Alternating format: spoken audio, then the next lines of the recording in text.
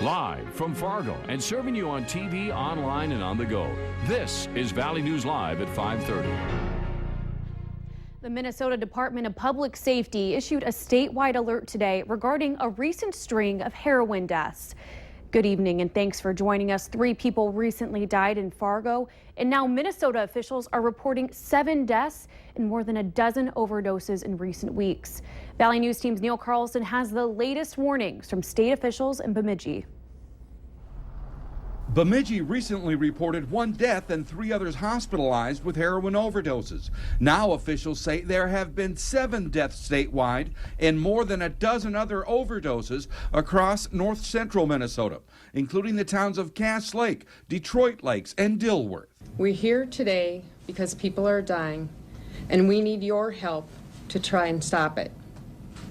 Over the past few weeks, several northern Minnesota communities have seen suspected cluster heroin overdoses. Officials from several agencies gathered to spread the warning that heroin in the area is laced with other dangerous narcotics. This terrible epidemic, I guess I'd call it, that's struck the Beltrami County area and the region, and we need some help from the public to address this. James Madigan works with teen addicts. He says only 4% of them were heroin users in 2010, but that percentage has skyrocketed. 30% of them are in there for heroin use.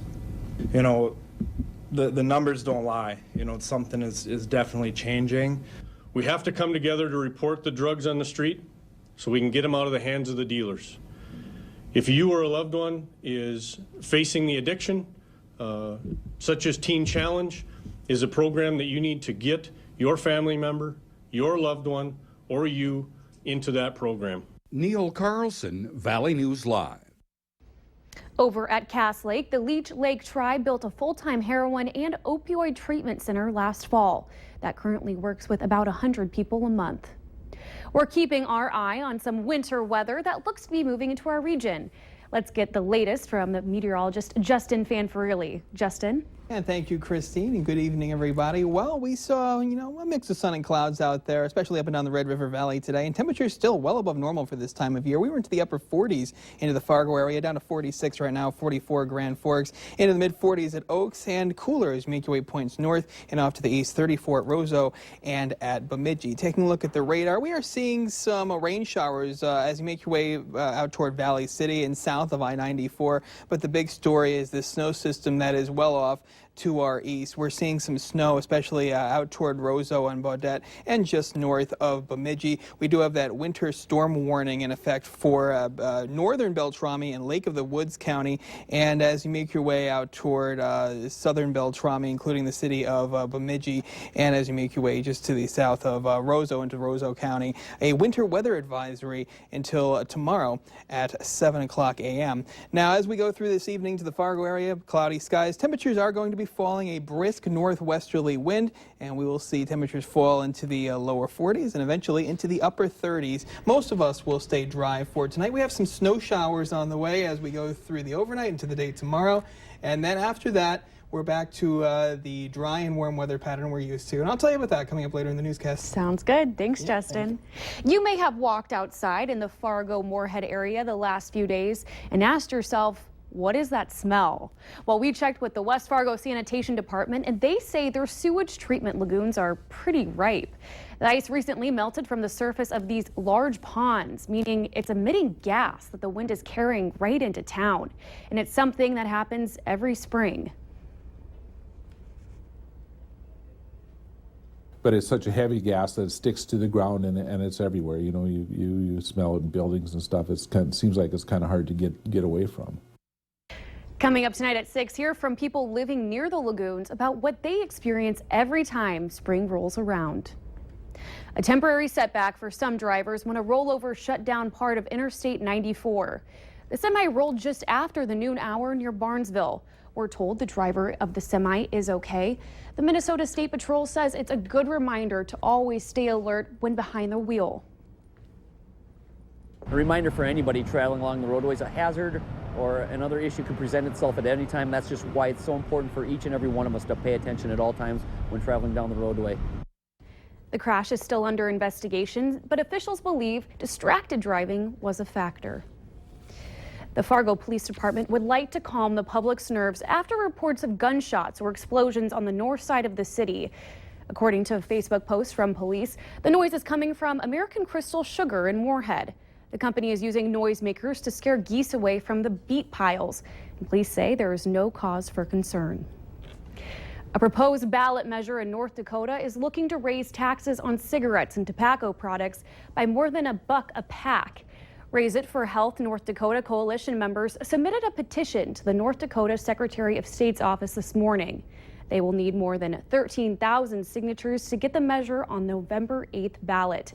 The group is proposing to increase the tax on cigarettes from 44 cents per pack to $2.20 per pack. The tax would apply to all tobacco products, including liquid nicotine used for e-cigarettes and vaping. The last time North Dakota tobacco taxes were increased was 1993. Minnesota's tobacco tax went up 12 cents at the first of the year. Every pack sold across the river now includes a $3.50 tax. Today, President Obama revealed his choice to become the next justice on the U.S. Supreme Court. His is Chief Judge Merrick Garland of the D.C. Circuit Court of Appeals, sometimes known as the second highest court in the land. While some say his nomination is setting the stage for a huge constitutional showdown, Senate Republicans say there will not be a showdown because they will not allow a hearing, let alone a confirmation vote. Brian Moar has the story from Washington. Today, President Obama nominated D.C.'s Chief Appeals Court Judge Merrick Garland to fill the vacant seat on the U.S. Supreme Court. To find someone who just about everyone not only respects but genuinely likes, that is rare. Harvard-educated, male and white, Garland doesn't check diversity boxes, but he's seen as middle of the road, confirmed to his current job with bipartisan support. He's an incredibly well-known figure in Washington legal circles, admired from the left and the right. And that pressures GOP leaders to reconsider their refusal to even hold a hearing. It seems clear that President Obama made this nomination not with the intent of seeing the nominee confirmed, but in order to politicize it for purposes of the election. The death last month of conservative Justice Antonin Scalia left the High Court's balance of power up for grabs, and Republicans want a Republican president to fill that seat. This president will not fill this vacancy. Garland, a former federal prosecutor who took a leading role in the Oklahoma City bombing investigation, promised to rise above partisanship. People must be confident that a judge's decisions are determined by the law and only the law. But in this election year, even Republicans and Democrats can agree on one thing: everything's political. Brian Moore, NBC News, Washington. For Republicans, blocking the nomination is a calculated risk that could backfire at the ballot box, especially if a Democrat wins the White House. It's a potentially life-saving message from the Minnesota State Patrol. Don't rely on the luck of the Irish to get home safely this St. Patrick's Day. Sergeant Jesse Grabo says if you are planning to go out, plan ahead. You're going to go out and celebrate, just be smart about it. I think that's the biggest thing to take away. I mean, plan ahead, have a designated driver, and really have that backup plan in case that initial plan falls through. Life is really all about plan B. There will be extra patrols out tomorrow night. Sergeant Grabo adds it's not about the number of arrests they make, it's about the DWI prevention. You can bet this is a day a young driver won't soon forget. She got a ticket for failure to have a vehicle under control after driving an SUV into the YMCA Early Learning Center in South Fargo. No one was hurt, but there is damage to the building. It's at 42nd Avenue and 38th Street Southwest. A brick wall is pushed in, windows broken, and air conditioner smashed. A center spokesperson tells us there were 16 4- and 5-year-olds in the classroom when that crash happened. She says some of the kids were a bit shaken up by the experience. All the parents were notified about what happened. The 15-year-old driver, who was with her dad when the crash happened, said she mixed up the accelerator and the brake pedals. From education about a career change to a cooking class, it's all offered for adults through Moorhead Community Education. Nearly 10,000 adults a year register to take courses. Some of the classes include pasta making, financial investments, and gardening. Courses are taught by professionals from the field. It's phenomenal. The learners the teachers that we have, it's incredible. They have national reputations often. They're experts in their field, and they're just passionate about their topic, and they want to share it with other people. Registration is taking place now, and you can still sign up until the end of the class.